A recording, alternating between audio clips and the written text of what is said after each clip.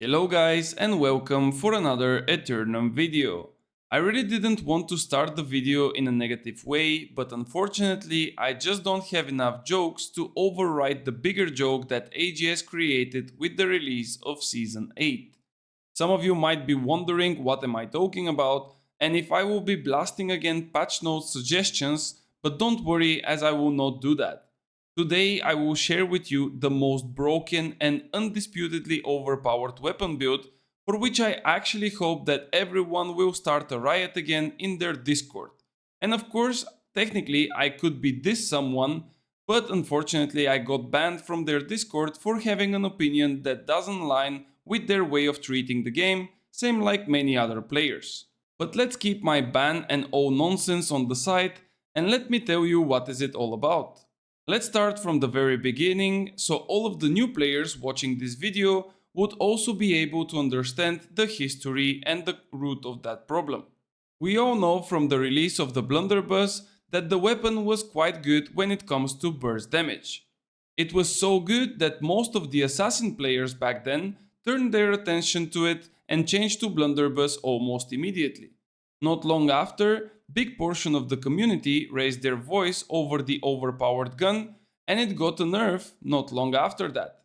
Time passed and here we are in October 2024 when New World is now rebranded to New World Eternum and the game is releasing on consoles. This also comes with a surprising addition to the already known gameplay when AGS devs decided to add aim assist. Now, to be completely honest, it was a straight up aimlock and not even close to be an assist, but again, this is another story for another time. With all the issues that the aimlock was causing to the already unbalanced PvP, people started to speak out and clearly stated that they don't want to have that aimlock in the game. Some of them didn't want any kind of assist to be part of the game, while others, like me, were okay with a little bit of assist but definitely not the aim lock. Again, time passed and AGS did a small step towards improving by reducing the aim lock or the aim assist or whatever you wanna call it at this point, and specifically for the Blunderbuss, they've increased the spread of the pallets, which on paper would mean that your damage might be a bit lower. Additionally, they tweaked some numbers for all of the different weapons, and therefore the balance in general for Season 8 should have been good. But did that actually happen? And was the balance good enough, or it was actually a big mess?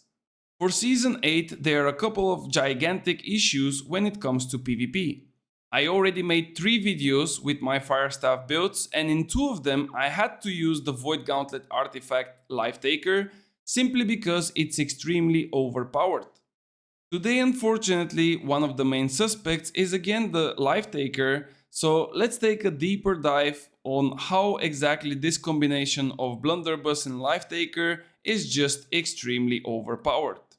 So we have a weapon that shoots on close to mid-range called Blunderbuss and it can have 6 or 8 pallets per shot for a total of 2 shots. This weapon can use the aim lock in order to provide you with better aiming and of course to hit the most of your pallets, if not all of them. The artifact Life Taker has a passive that applies 10% rend on enemies per hit and this can be applied from both weapons. Some abilities, like the Tether for example, can even apply 2 stacks at once, so your go to hit the maximum of 3 stacks can happen quite quickly. Additionally, in Season 8 there is a new perk called Sundering Stacks that also applies rend on hit, and at this point I'm pretty sure that you know what I'm gonna say next. Yes, all 5 stacks can be applied by a single shot of the Blunderbuss, as you can have 6 or 8 pallets. With those 2 perks you can simply strip away 50% of your enemy's armor values with just a single click of your mouse. But wait, because as always, this is not even all. The Void Gauntlet has an ability which name is Tether, and this ability simply creates a link between you and your opponent. The benefits are that this ability will slow the enemy for 43% duration with 3 seconds, and it will also reduce his damage by 20% while you gain 20% of Empower, which translates to more damage for 10 seconds. And you know what is the best part of that? From all those, only the slow can be removed by cleansing, while the weaken and the empower will remain for the 10 seconds regardless of what happens. This effect cannot be removed. And I'm sorry that I have to say it again, but this is not even all. Another Void Gauntlet ability is Essence Rupture. This is a quick projectile that applies some damage and a debuff effect that grants all allies that hit this same target to regenerate HP. However, that's not the cool story here, as the first passive of that ability will provide the attackers 15 stamina per hit.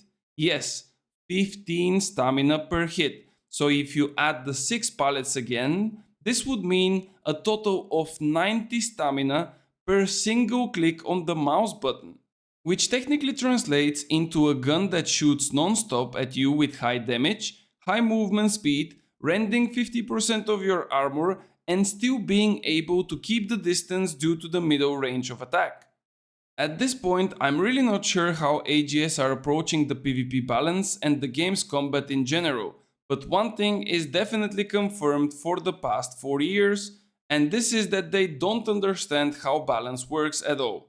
Regardless of their changes and miserable tries, it is crystal clear that they don't have a clue on how to balance their own game. Anyway, like I said, another story for another time.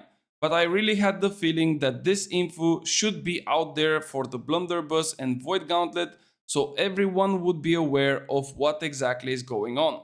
At this point, I believe that the only way to fix the issue is to start playing it, and if everyone does that, it will be a shit show of a fiesta in the OPR games. If you want to know other broken things, or you simply have some secrets to share, feel free to join our Discord community server. It is getting quite populated, so the information which you can find there is relatively big. Thanks to everyone who is supporting the channel, and as always, I will see you guys on the next one.